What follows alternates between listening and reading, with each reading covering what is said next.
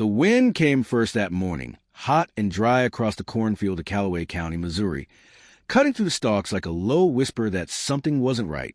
It was August of 1973, and the corn stood tall and thick, taller than a man's head, row after row stretching out toward the horizon like a green ocean that could swallow anything whole.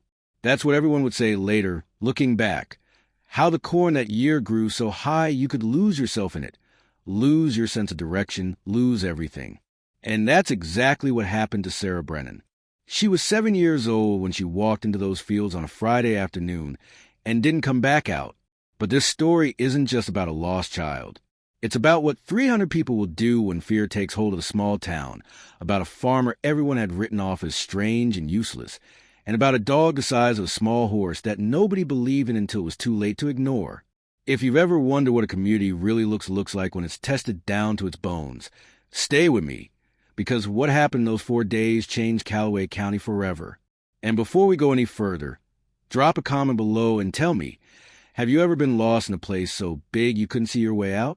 I want to hear your stories. Sarah Brennan disappeared on a Friday at 4:30 in the afternoon. Her mother, Linda Brennan, had sent her out to the edge of their property to check the mailbox, a rusted metal box on a post about 200 yards from the house, right where their gravel drive met County Road 18. It was a simple errand, the kind farm kids did every day without thinking twice. Sarah was a careful child, quiet and obedient, the kind who always came straight back when called. But that afternoon she didn't come back at all. Linda waited 10 minutes, then 15, then walked out the road herself, calling Sarah's name into the wind. The mailbox was open, empty. The mail sat in a neat stack on the ground beside the post, as if Sarah had set it down for just a second. But Sarah herself was gone. Linda's voice got louder, sharper, edged with the kind of panic that starts in your gut and climbs up through your chest. She ran back to the house and called her husband, Frank, who was out in the equipment shed greasing the combine. Within 20 minutes, they were both out searching, walking the ditches, checking the barn, circling the house. By 5 o'clock, they called the sheriff. Sheriff Tom Hargrove had been running Callaway County law enforcement for 16 years, and he'd seen plenty. Domestic disputes, bar fights, tractor accidents, the occasional theft of farm equipment. But missing children were rare, and they hit different. When the call came in, he felt that old familiar tightness in his chest, the kind that told him this wasn't going to be simple. He drove out to the Brennan place with Deputy Russell Kemp, a younger man with a crew cut and a notebook he carried everywhere. They walked the property, retraced Sarah's steps, looked at the mailbox and the surrounding area.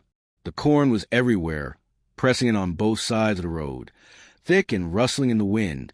Hargrove stood there at the edge of the field and looked into that green wall, and he felt something cold settle in his stomach.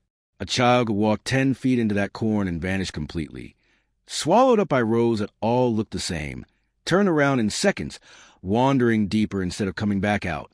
He radioed for more help. By nightfall, word had spread through the county like wildfire.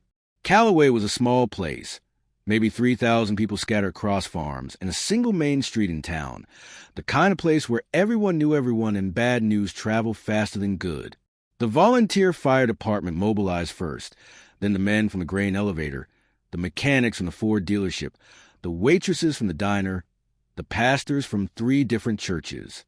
People showed up with flashlights, lanterns, CB radios, thermoses of coffee, and a grim determination that said they weren't leaving until Sarah was found. By 10 o'clock that first night, there were maybe 80 people out searching, walking the roads, calling her name, shining lights into the corn. They searched through the night, voices echoing across the fields, beams of light cutting through the darkness like desperate prayers. But the corn gave nothing back. It just rustled and swayed, indifferent and vast. Saturday morning came with no news. The search expanded. Sheriff Hargrove set up a command center in the parking lot of the Brennan property, a folding table with maps and radio equipment, and a growing crowd of volunteers. The state police sent a helicopter, and it flew low over the cornfields in a grid pattern, the thudding rotor blades drowning out everything else. But from the air, the corn was just a solid mass of green. You couldn't see into it, couldn't see through it. The helicopter found nothing. By noon on Saturday, The number of searchers had swelled to over 200 people. They organized into lines, walking the fields arms length apart, moving through the rows slowly, calling Sarah's name every few seconds. It was brutal work, hot, disorienting, exhausting. The corn cut their arms and faces, and the sun beat down without mercy. People got turned around, had to be guided back out by others. Some of them got sick from the heat. But they kept going because that's what you did. You didn't leave a child out there. Now here's where Emmett Calhoun comes into the story. And if you'd asked anyone in Callaway County about him before this happened, you have gotten a lot of shrugs and a few unkind words. Emmett was 63 years old, a widower who lived alone on 120 acres on the north edge of the county, land that had been his family since the 1890s. He was tall and lean, with a weathered face and hands like old leather, and he kept himself in a way that made people uncomfortable. He didn't come to church socials or town meetings, didn't drink coffee at the diner or gossip at the feed store. He raised a few head of cattle, grew some corn and soybeans, and spent most of his time in silence. People said he was strange. They said he talked to his animals more than to people. And they said he had that dog, that enormous, shaggy, gray beast of a dog that looked more like a small bear than anything domesticated. The dog's name was Goliath, and he was an Irish wolfhound, one of the largest breeds in the world, standing nearly 3 feet tall at the shoulder and weighing close to 150 pounds. Emmett had raised him from a pup after his wife died in 1968, and the two of them were inseparable. But Goliath unnerved people. He was too big, too quiet, too intense. And because Emmett was already considered odd, the dog just reinforced it. So when Emmett showed up at the search command center on Saturday afternoon with Goliath on a thick leather leash, people didn't exactly welcome him. Sheriff Hargrove was standing by the table, coordinating the next grid search, when he saw Emmett walking up, the big dog moving alongside him like a shadow. Hargrove frowned. "Emmett," he said, nodding, "didn't expect to see you here." Emmett's voice was quiet, gravelly from disuse. Heard about the girl, thought maybe Goliath could help. Hargrove glanced at the dog, then back at Emmett. "We've got search teams in the fields, Emmett. We're doing everything we can." And then, on the evening of August 7th, 3 days into the harvest, everything changed. Earl was finishing up his second field, maybe an hour of daylight left, when he heard the sound. It was faint at first, just a low rumble coming from the west, but it grew louder, angrier, until it sounded like a freight train bearing down on the county. Earl shut off the combine and climbed out, shading his eyes against the setting sun. And that's when he saw it. A wall of black clouds building on the horizon, lightning flickering inside like a nest of snakes.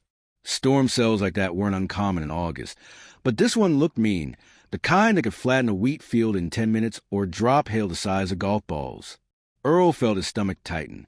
He had maybe 200 acres left to cut, and if that storm hit before he finished, he'd lose a chunk of his yield, maybe 10 or 15%. But there was nothing he could do about it now. He drove the combine back to the shed, covered it with a tarp, and went inside to wait. The storm hit just after midnight. Earl lay in bed listening to the wind howl and the rain hammer against the roof, and when the lightning lit up his bedroom window, he could see the wheat outside bending almost horizontal, stalks whipping back and forth like they were trying to tear themselves out of ground. He didn't sleep much that night. By dawn, the storm had passed, leaving the air cool and damp, and Earl walked out to survey the damage. His wheat was still standing, mostly, though some of the outer rows were lodged and tangled. He'd be able to cut it, but it would be slower, harder. He was standing there, calculating the hours in his head, when he heard the truck. It was Vince Kessler's pickup, coming fast down the gravel road, and when it skidded to a stop in front of Earl's house, Vince jumped out, his face pale, his hands shaking. "Earl," he said, and his voice was tight, almost panicked. "I need your help." Earl didn't move, just looked at him.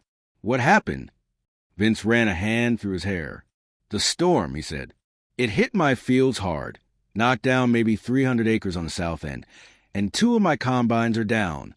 The hydraulics blew on one, and the other through a belt. My mechanic's saying it'll take 3 days to get parts, maybe longer, and if I don't get that wheat up in the next 48 hours, it's going to rot in the field. I'm looking at $100,000 loss." "Earl." Maybe more. He paused, swallowed hard. I need to borrow your combine. Now let me ask you something, and I want you to comment below with your answer. What would you have done in Earl's position? Because this is the moment where the story turns, where the quiet man with the old machine had all the power, and the man who'd spent months mocking him was standing in his driveway begging for help. And Earl could have said no. He could have reminded Vince of every joke, every snide comment, every time he'd been made to feel small. He could have let Vince lose at wheat and learn a hard lesson about humility. But that's not what he did. Earl looked at Vince for a long moment, then nodded. "I'll help you," he said, "but we do it my way." Vince's relief was immediate, almost childlike. "Anything," he said. "Just name it." Earl walked to his shed, uncovered the 6600, and climbed into the cab. "Get in your truck and lead me to your Southfield," he said. "And when we're done, you're going to stand up at the co-op meeting next week and tell everyone that this old relic saved your harvest." Vince blinked, then nodded. "Deal." They worked for 2 days straight, Earl and Vince, cutting that lodge wheat under a sun that felt like it was trying to punish them. The 6600 wasn't fast, not compared to Vince's machines, but it was steady, methodical, and it handled the tangled stalks better than anyone expected. Earl adjusted the header, slowed the real speed, and let the combine do what it was built to do. Vince ran the grain cart, hauling load after load to the elevator, and by the end of the second day, they cut all 300 acres. Vince's loss was cut in half, maybe more. When they finally shut everything down and stood there in the empty field, dust settling around them, Vince turned to Earl and said, "I don't know how to thank you." Earl just shrugged. "You already did." The next week, at the co-op meeting, Vince stood up in front of 40 farmers and told the story. He didn't leave anything out. He talked about the storm, the broken machines, the panic, and the old John Deere 6600 that saved his harvest when nothing else could. And when he finished, the room was silent for a moment, and then someone started clapping, and then someone else. And before long, the whole room was applauding, and Earl, sitting in the back row, felt something he hadn't felt in years: respect. Now, if you appreciated this story, make sure you hit that subscribe button and share your thoughts in the comments. Have you ever been underestimated, only to prove everyone wrong? Let me know, and stick around, because we've got more stories from the heartland coming your way. Stories about the people who built this country 1 acre at a time. Earl finished his own harvest 2 weeks later. The 6600 never missed a beat. And the next spring, when Vince invited him to the equipment show again, Earl went, and this time, when people saw him, they nodded. They shook his hand. They asked him about his combine. And Earl, in his quiet way, just smiled and said, "It runs fine."